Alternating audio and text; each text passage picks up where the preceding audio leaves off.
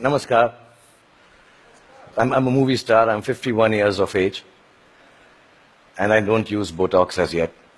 So I'm clean, but I do behave like you saw, like a 21-year-old in my movies.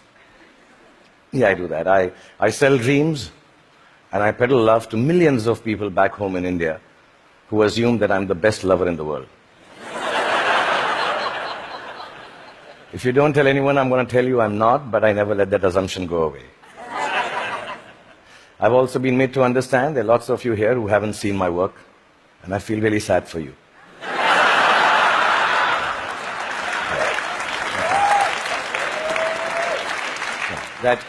That doesn't take away from the fact that I'm completely self-obsessed, as a movie star should be.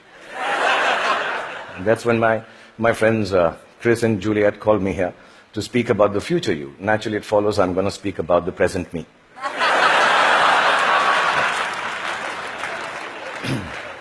Because I truly believe that humanity is a lot like me. It is. It's an aging movie star, grappling with all the newness around itself, wondering whether it got it right in the first place, and still trying to find a way to keep on shining regardless. I was born in a refugee colony in the capital city of India, New Delhi. And my father was a freedom fighter. My mother was, well, just a fighter like mothers are. And much like the original Homo sapiens, we struggled to survive. When I was in my early 20s, I lost both my parents, which I must admit seems a bit careless of me now.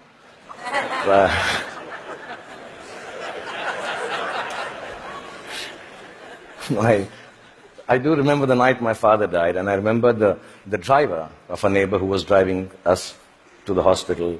He mumbled something about dead people don't tip so well and walk away into the dark. And I was only 14 then, and I put my father's dead body in the back seat of the car. And my mother besides me, I started driving back from the hospital to the house. And in the middle of a quiet crying, my mother looked at me and she said, "Son, when did you learn to drive?" And I thought about it and realized, and I said to my mom, "Just now, Mom."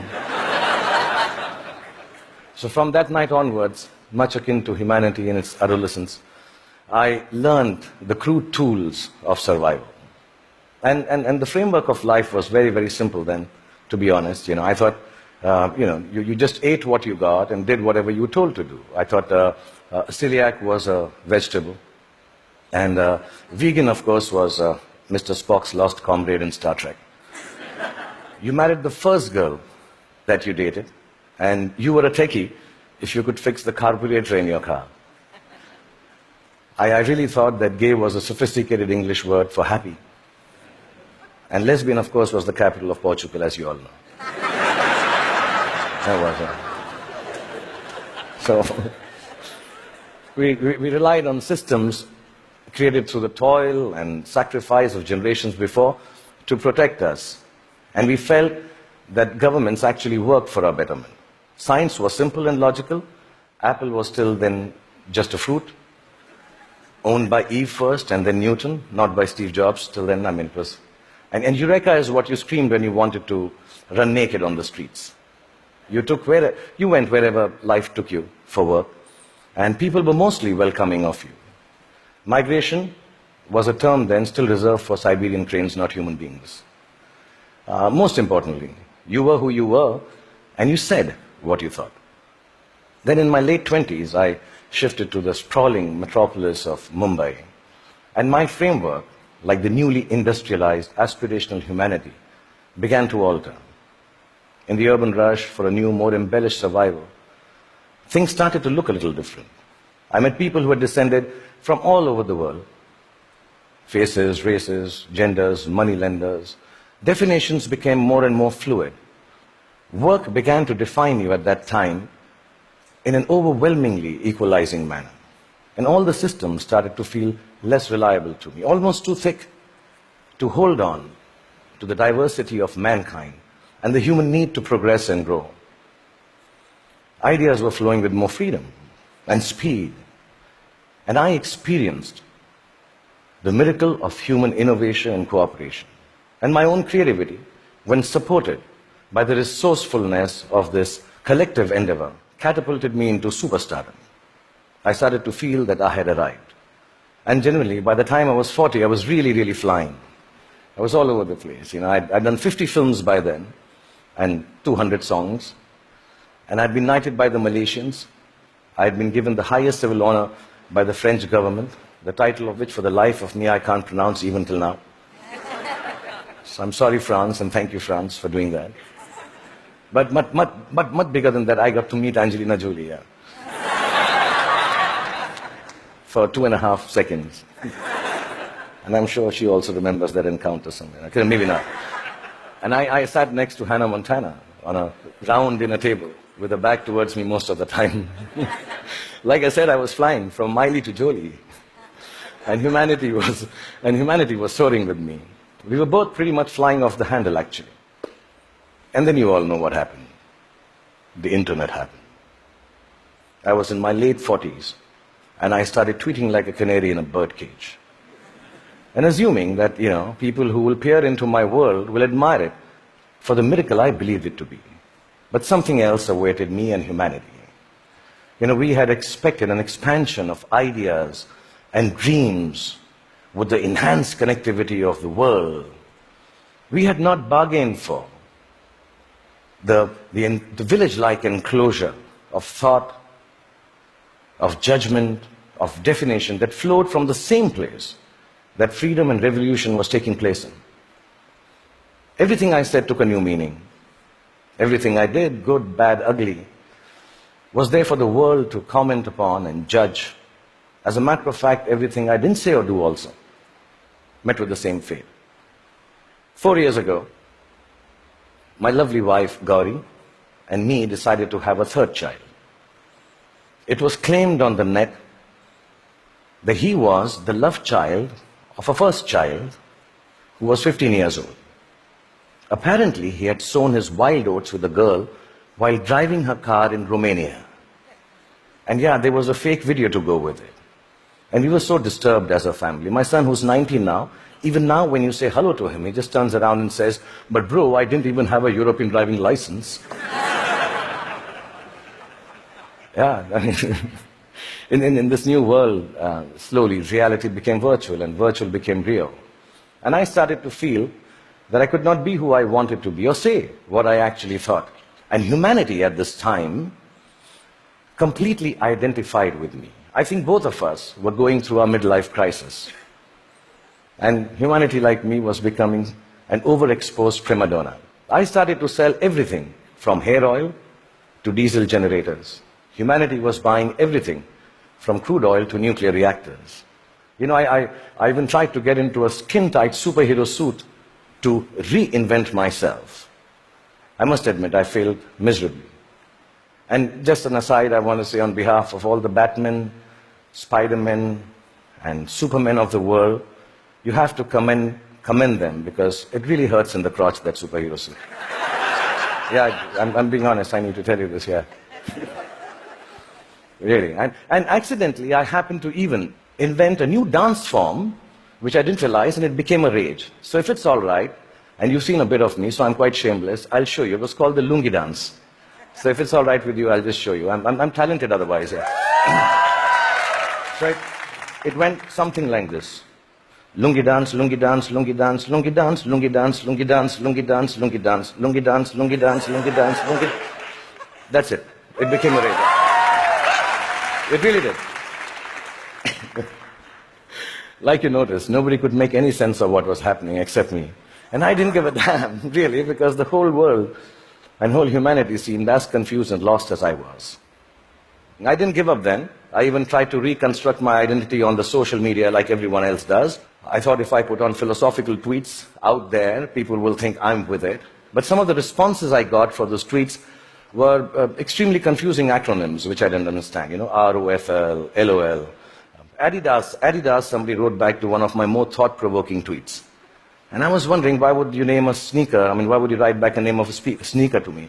And I asked my 16-year-old daughter, and she enlightened me. Adidas now means, all day I dream about sex. So really, I don't know if you know that. And so I wrote back, WTF in bold to Mr. Adidas. thanking secretly that some acronyms and things won't change at all. WTF. But here we are. I'm 51 years old, like I told you, and mind-numbing acronyms notwithstanding, I just want to tell you, if there has been a momentous time for humanity to exist, it is now. Because the present you is brave. The present you is hopeful. The present you is innovative and resourceful. And of course, the present you is annoyingly indefinable. And in this spellbinding, imperfect moment of existence, feeling a little brave just before I came here, I decided to take a good, hard look at my face.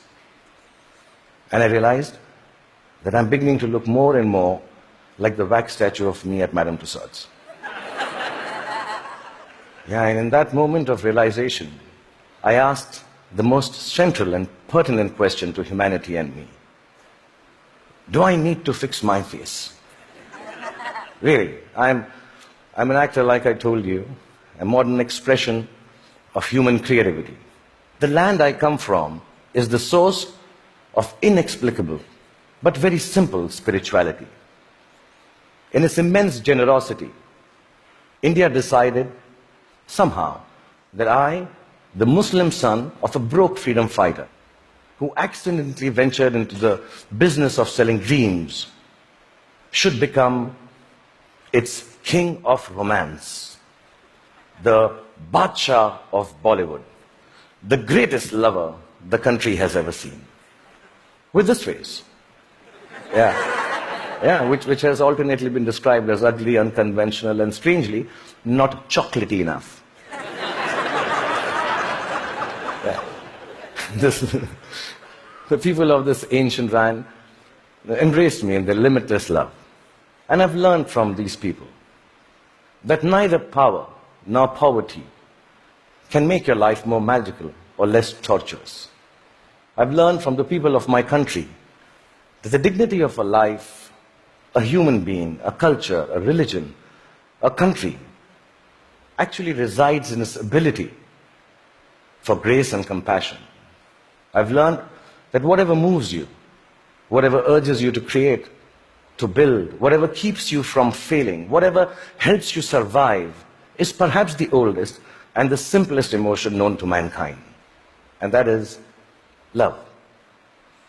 A mystic poet from my land famously wrote, Pothi padi padi jug bhaya, pandit bhaya na koi.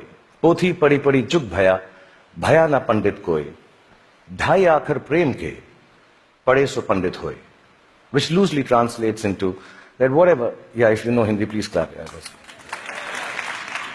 very difficult to remember. Which loosely translates into actually saying that all the books of knowledge that you might read and then go ahead and impart your knowledge through innovation, through creativity, through technology.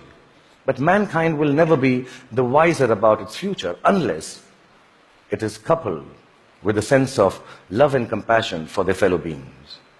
The 2.5 alphabets which form the word prem, which means love, if you're able to understand that and practice it, that itself is enough to enlighten mankind. So I truly believe the future you has to be a you that loves. Otherwise, it will cease to flourish. It will perish in its own self-absorption. So you may use your power to build walls and keep people outside. Or you may use it to break barriers and welcome them in. You may use your faith to make people afraid and terrify them into submission. Or you can use it to give courage to people so they rise to the greatest heights of enlightenment.